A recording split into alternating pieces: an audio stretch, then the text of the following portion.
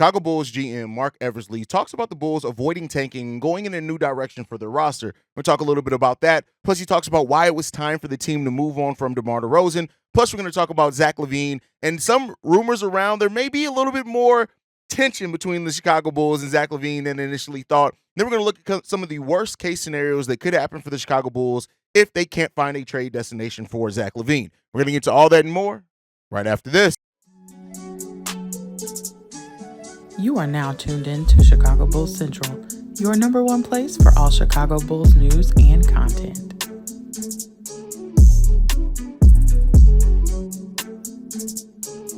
What's going on, Bulls fans? Welcome to another episode of Chicago Bulls Central, your number one spot for everything Chicago Bulls related. I'm the host, Haize, but more importantly, you guys can follow the channel at Bulls Central Pod on every social media platform we happen to be on. With that being said, let's go ahead and get into this content, man. So I want to start off with these comments of Marc Eversley. Now, I did a live stream last night, kind of talking about my initial thoughts from it. I want to get kind of more in detail and depth on those today. And Marc Eversley was asked in regards to the Bulls, how they changed their direction this offseason. He said this: the difference is we're much younger. Not that it's about Zach or Vooch anymore, but we're giving these young guys an opportunity to see how much they can grow.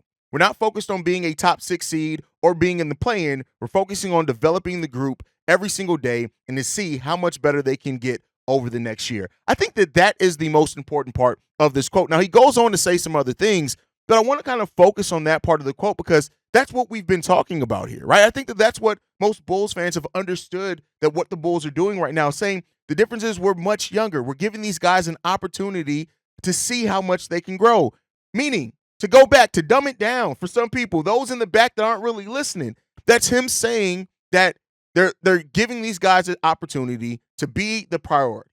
And if the Bulls do end up exceeding the expectations and making a play-in, making a top 7 seed, doing whatever it is, in that case, it's because you've done so with younger guys that give you a longer runway. And he said that as much here. Let's finish out the quote saying this: there's no appetite in our building to go young and blow it all up. We've gone young. We've got players who are experienced and give us a greater opportunity to have a longer runway for sustainability to winning meaningful games longer. I don't want a year from now to be winning 15 games and focusing on the lottery. We have an opportunity to roll out younger players who give us an opportunity to turn this thing around. Maybe not quicker, but in a more pragmatic approach than just looking at the future and building through the draft. Again, more than just looking at the future and building through the draft, meaning that you are still have one foot firmly planted in developing now and to see what you can get out these players now, as well as you still want to build. Marc Eversley is not going to be a guy who does not understand the value of drafting. And I've seen some very, very weird takes come out from this this quote from Marc Eversley as if it's the Bulls don't care about drafting. And that's not the case here. It's the fact that they don't want to be a team that just plays terrible basketball, that sets around a losing mindset and mentality, that isn't trying to teach players how to win and how to grow and how to develop, just in the hopes that you're going to end up getting a near generational talent at the top of the draft. That does not mean that they don't understand the value of getting the draft picks right. That doesn't mean that they don't understand that there could absolutely be a world in which this team sucks next year, and then you are keeping your top 10 pick. It's just that they aren't going into the season saying, by any means necessary, we need to lose to keep in the top 10. And I know Todd, shout out to Todd, one of the best voicemail callers, may not like that, and a lot of Bulls fans may not like that because you do look at it and say, hey, there's such good talent in the top 10 of the 2025 draft. You want to take a bite out of that, and make no mistake about it. I agree. There's such great talent that can help add to this team. But in doing so, in doing what the Bulls and the way that they've decided to attack this, getting players that have still upside, they still can compete now, they still can play, and that they're trying to see what they have in them, that does nothing but build a more sustainable future. If, like, let me say this, for example, if the Bulls fight hard this whole season, right, and compete, of course you got things that need to be left answered on what the future of Vooch, LaVine, and maybe even Lonzo Ball is. But let's say this. You fight, you compete. This team is going through everything trying to do their damnedest to win. And they end up winning 33 games, which keeps them in the top 10. They end up keeping their pick. You've then worked through a team that's competed, that's done things, and then you're adding to that and hoping that you're going to take it a little bit further next year. That's the organic building that I think people forget it's not all either you tank or it's not all either you trade a bunch of young pieces to get win now players. There's a place in the middle. Now, it could end up being that the Bulls do compete. And let's say that Patrick Williams takes a step up.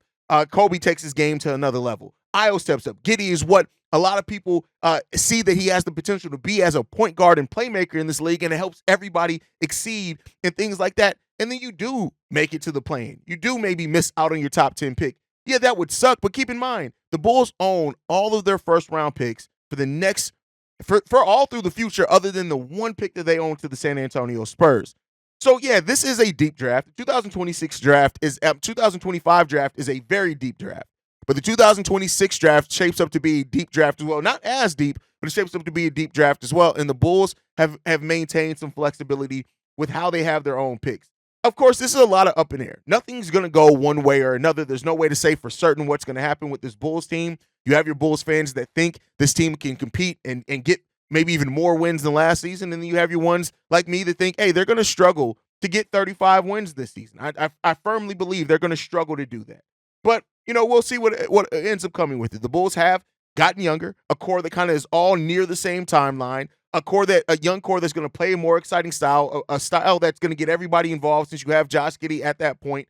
And I think it's going to be interesting to watch. You got young guys as well on the bench, Julian Phillips, Dalen Terry, Manas Busilis, right? That Busilis is definitely part of the future, but other guys that are still trying to show and round out their games. It's going to be an interesting season to watch, man. And overall, I'm not saying that the Bulls have done this perfectly. Of course, ideally the Bulls should have done all this a year earlier. We could have gained way more assets back had they made that decision at the trade deadline. But considering that decision was made, and there's no time machine to go back and undo that decision, when they got to the place of this offseason, because of the decisions that they've made a pretty solid set of decisions to finally pick a direction. And that's the thing overall in this. The Bulls finally have a direction, and that is going younger, right? We got to still see how it's going to go, but going younger, going more athletic, playing a more modern style. Still have your questions about three-point shooting, defense, things like this, but you have a direction now. You're developing these young guys, and you're seeing exactly where they can be and who they can be and maximizing that instead of a over 30-year-old DeMar DeRozan taking the majority and lion's shares of the shots. You're now seeing, hey, who can step up in those clutch moments, right? Who can be the guy who can put the team on their back? Do we have anybody who has that gene in them? And if they do, how well can they exceed at that role? You've taken away the safety net, not only for the players, the young players that are here, but also for Billy Donovan. Because DeMar DeRozan was very much so a safety net for Billy Donovan. And you've taken that away from him now. And let's see what he can do with his 2 years left on his contract. And we'll end up seeing. Now, Marc Eversley also commented on DeMar DeRozan and moving on from DeMar, saying this: I love DeMar. He was terrific for our organization the last 3 years, but I don't think we're in a position to deliver what he was looking for going forward. He wants to win. He deserves an opportunity to win at a really high level, and arguably, we're not in that situation right now. As much as it hurt to let him go, I'm extremely happy for him. And when you pair that with the comments earlier, right, is that the Bulls realize that they're not in the place to win at a high level. He said it here. They're not in that place. So while he talked about it's not necessarily competing for a 6th seed, it's not necessarily competing for a playing spot, he also came with the acknowledgement that the Bulls aren't in a position to win at a high level. And they haven't been winning at a very high level. It just hasn't been done. And I'm glad that they at least came to that realization. They were late, make no mistake about it, but they came to that realization, right? This offseason could have very well gone a direction in which the Bulls re-signed DeMar DeRozan for whatever the money was, which they reportedly almost did with a reported contract offer of 2 years, $80 million. There's been some dispute on if that was actually given to DeMar or not, but reportedly that was something that they were considering, right? That very well could have been this offseason for the Bulls. Is a deal like that where then you're not really signing anybody else. You're letting everybody else go who's a free agent. Maybe you try to convince Patrick Williams to stay for a little bit less up front or whatever else it is, but then you're filling out the team with vet minimum players. And then you're trying to still compete at that point in time and fight for something. Now, Marc Eversley did go on to say that throughout this process, they felt like they owed it to Nikola Vucevic. They owed it to Zach LaVine. They owed it to DeMar DeRozan to try to compete for that 8th seed. And I can kind of understand that, so to say.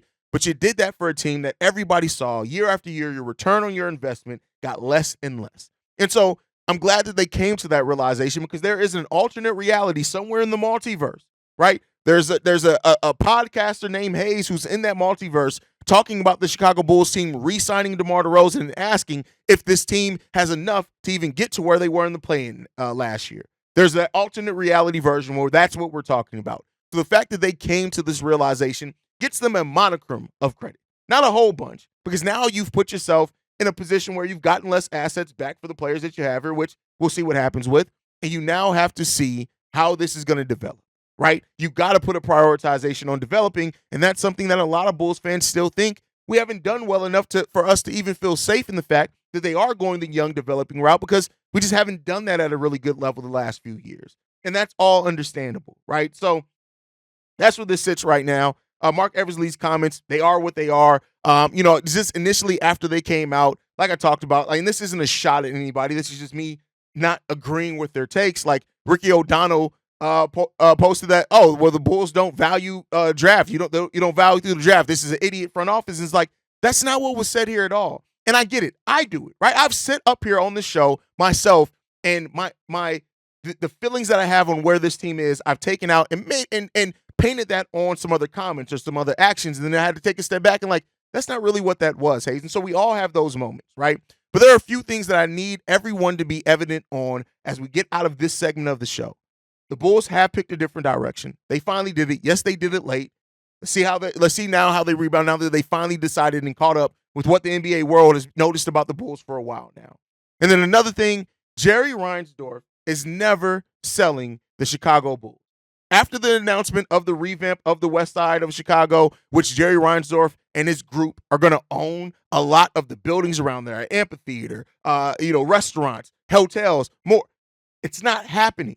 It's not happening. So I get it why people ask that, make no mistake about it, but I need everybody to realize it's not happening. The Reinsdorfs are not selling the Chicago Bulls. And the thing that needs to happen at this point is that the GM, because that is still the most, and president of basketball operations, they have to operate this team well. And that's not just on Jerry. Jerry isn't making them make bad decisions. Make good decisions, make the right decisions, and build through the draft. A lot of you guys, the same ones who are like, they're not going to, Jerry Reinsdorf's not going to allow the Bulls to sign Zach LaVine a max level contract. We didn't even pay Jordan that much. And look what we did. Now that ended up biting the Bulls in the ass.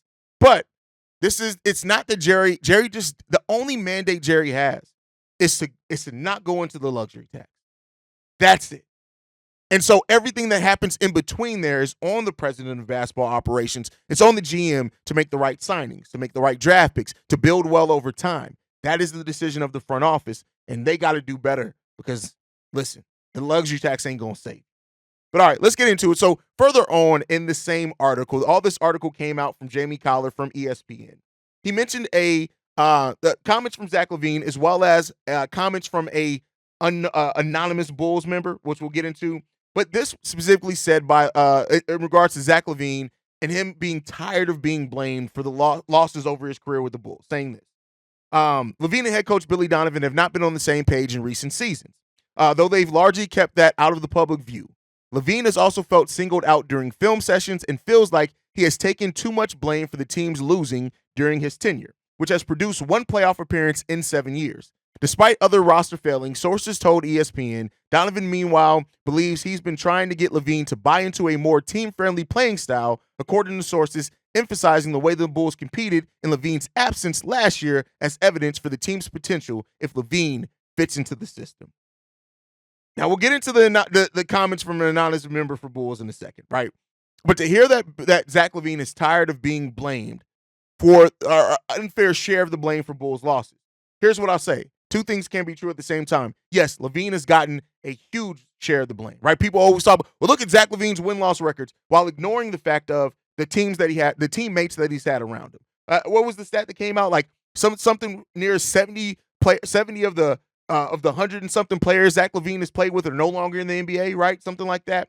But also like Zach LaVine was Russ. He didn't decide he was a number one. The team decided that he was a number one because they couldn't get anyone in here better than Zach LaVine, right? But the same thing goes. You're a max level player. And with that comes maybe some unjust criticisms at times. That's it. Every number one on a team gets some criticisms thrown his way. That just, I look at it the same way as a quarterback in the NFL. People will look at a quarterback's win-loss record like that was all on them and ignore the fact if they had a bad offensive line, the defense was terrible, they didn't have any weapons to throw to, and that's just part of the culture that when you communicate football, you're talking about a quarterback and their win-loss record. That's just part of the game. That is what it is, right? And that comes with the territory. And so if Zach LaVine is not ready to be a number one, which we've clearly seen via his play on the court, then you got to understand, like, the criticisms are going to come there with you, right? No, Zach LaVine didn't decide on the team construction. Zach LaVine isn't the one that went out and made the roster decisions that the Bulls made. Zach LaVine didn't give out deals to players that the front offices that he's worked under is giving out that didn't end up working out. You remember Jabari Parker, Dwayne Wade? Dwayne Wade was before that, so I can't really hold that against. Never mind on the Dwayne Wade portion. But so you can't hold that against the player. But the fact of the matter is that let's not act like Zach LaVine hasn't been mistake-free. Now, if he's felt singled out during film sessions, this team has been bad in areas defensively to where it's not just on Zach LaVine, but we know that Zach LaVine does have some things. And, that's something that we didn't know. When we look at it, and a lot of people just go back to, well, Zach's in his feelings because of getting benched that game. Well, this kind of tells us that it may be more than just him being benched, but also feeling singled out in certain areas. But, again, I look at it and say that's what comes with being the highest paid player on a team. Everybody's going to go through everything with you with a fine-tooth comb. That's what comes with the territory. And if Zach LaVine is not ready, and I love how it ended up here, is that they want to get him to buy into a more team-friendly system. What does that say to me? My interpretation of that is less isolation ball. And that is what we need to do. And I do think that Zach LaVine actually could thrive in a not an ISO heavy as heavy system. And so hopefully that Zach LaVine can get into that. And if Zach LaVine does fit within the system, listen, he can go like I always talk, and we'll talk after this segment about some of the worst case scenarios that can happen with the Bulls not trading Zach LaVine. But one of the best case scenarios is that Zach LaVine comes in, he fits in well, he buys into the system, he plays, he defers to Kobe at moments, Kobe defers to him at moments, right? That's the synergy that you want to see with when you have two potential big-time scorers on your team. But he also realizes how Josh Giddey can help his game, right? And that would be the perfect case scenario, is that Zach LaVine does that. Now, that would also mean that the Bulls definitely aren't keeping their top 10 pick, but that is something that could happen here, and that is a best-case scenario. But then, outside of Zach LaVine not appreciating being the lion's share of the blame, in this same article, we got a quote from an anonymous Bulls member. You guys know, I when you hear the anonymous sources, I always think, like, are you talking to the mailroom guy? Is that who you're talking to? But he said this in regards to Zach LaVine. He's never won. He's done it his way the whole way and never won. If he's interested in winning, he's do what's asked of him. And if he's motivated not to be here, one way is to come, be compliant, and be who he is. So even in that saying, getting a little bit of shade, saying he's never won. He's never won. And the case of the fact of the matter is, unless you're looking at that stretch there when we initially got Lonzo Ball, and then I would say this, the stretch where we initially got Vooch, the Bulls were winning at a solid level. They were on pace to make the playoffs. But other than that, the Bulls haven't won at a high level with Zach LaVine on the roster. And you want him to buy. If you really feel like we are building a team that can benefit more from the overall team system than heavy isolation, you definitely want Zach LaVine to buy into that. There's nothing wrong in that. But I do say this. If these comments are true from both the anonymous Bulls member, and if it's true, just take everything with a grain of salt, that is how Zach LaVine feels. To me, where I once said that I wasn't too worried about tensions building up, I am worried, not worried about Zach LaVine coming in and being a bad teammate or anything like that, but I am worried to a certain degree that the tensions here could build up so much that it's palpable, right? That you just feel it.